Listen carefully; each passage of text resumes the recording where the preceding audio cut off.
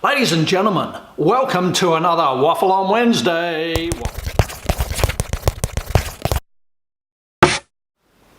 So, ladies and gentlemen, what am I going to waffle about today? Well, I recently went to like a little craft market, flea market type of thing, and I was walking around and mooching along and looking and seeing what people had for sale, and a guy had this like bench full of antique little bits and bobs, and what do you reckon I saw? Aruga, aruga! I saw a bench anvil. It was absolutely amazing. I went straight over there at full speed and look what I saw. Check him out. This is a jeweler's anvil, or a bench anvil as some people call them. And the guy had it, and when I was chatting with him, he told me he'd had this for about 20 years. And he'd bought it to do bench work with, you know, on his workbench. He might want to straighten out a nail or do something, I don't know, or help him with his antique stuff. And he said, I've had it there all that time and I've never really used it. So we thought, I'll just sell it.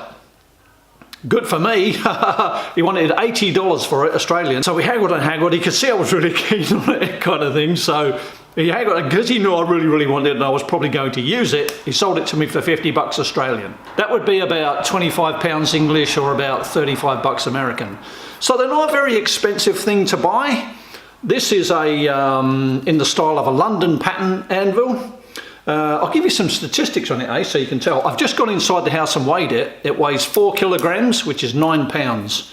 Now the face of it is, it's got a 5-inch face, which is 2 inches wide. It is 4 inches tall. Overall length, so about 3.5, it's about 8.5 inches long. It's all cast steel. I've looked all over it. I put my glasses on even, looked all over it. I couldn't find a maker's mark anywhere or any kind of manufacturing thing. There's nothing stamped on it anywhere or carved into it or anything, or not under the base or anything like that. It's been painted red. It's all cast steel, the entire thing. It's got a 1/2-inch little Pritchell hole in there in the position where the hardy would normally be. And on the base of it, there's these 2 little holes which come like that from the manufacturer, because it gets screwed down to a bench, or, you know, something like a workbench or something like that, so that you can use it.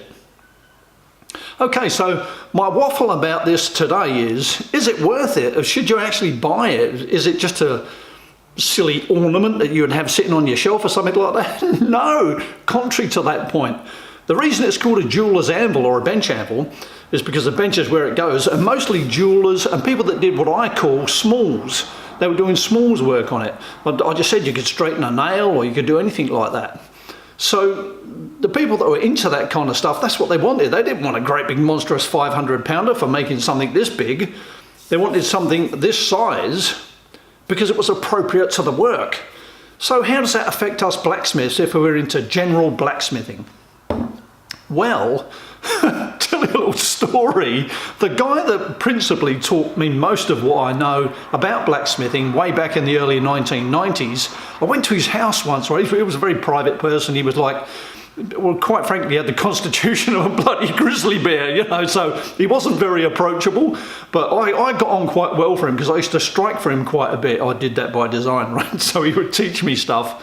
I went to his house one time, and to learn something. He was teaching me and another guy outside of the main teaching group. So we went down to his place, and he had this monstrous 500-pound anvil in perfect condition. It was a thing of beauty. I was oogling it like this, you know. And I said, oh wow, I bet you'd turn out some really great projects on that. He said to me, no, I hardly ever use it. I said, oh, come on. I thought he was pulling my leg right. I was like, no, come on. He said, no, I used the little one. He had a little 25-pound anvil.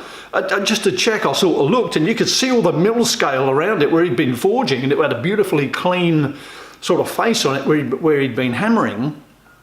And the big 500-pounder just had a very light coating of rust. As I say, it was in very good condition, but he hardly ever used it for anything. That really shocked me. I thought, surely he'd use the big one. He's like, no, I can do all my work on that little one. And that's why I want to start doing some forging on this, because these are actually quite readily available. I did a big check yesterday on eBay and on Gumtree, and there must be about a dozen of small anvils like this, and I'm sure people are just passing them over, and they're quite cheap, you know, they're cheap to buy. And the big ones, there's hardly any of them, and they're very, very, very expensive. So this could be the alternative that someone's looking for if they're looking to start forging. They want to get going straight away, but they can't afford a huge anvil. So there's nothing wrong with forging on one of these. In fact, that's what I'm going to do. I'm going to set this up on my bench out there in the smithy, and I'm going to get some metal hot, and I'm going to make something which is full size. A lot of people think that just because this is a tiny anvil, you've got to make smalls on it, right? I don't believe that's the case. You can make almost anything on that, and that's what I'm going to do. I've decided in an upcoming video, which won't take very long, I'm going to make a full-size set of tongs on that anvil. I'm going to show everybody out there that you can go out and grab one of these tiny little anvils, set it up in your smithy, especially if you're just beginning, and you can make the tools required until the time that you can afford a big anvil. So is a tiny little anvil like this worth it? Absolutely. If you see one out there, get out there and buy yourself one. Haggle like crazy, because you can say, oh, I don't know, tiny anvil, that won't be worth much, mate, blah, blah, blah. It gives you the advantage of when you want to go and buy one. So, until the time comes along when I'm actually forging on this, out in the smithy, making a full-size set of tongs, showing you that you can do it. Thanks very much for watching this video, and we'll catch you later.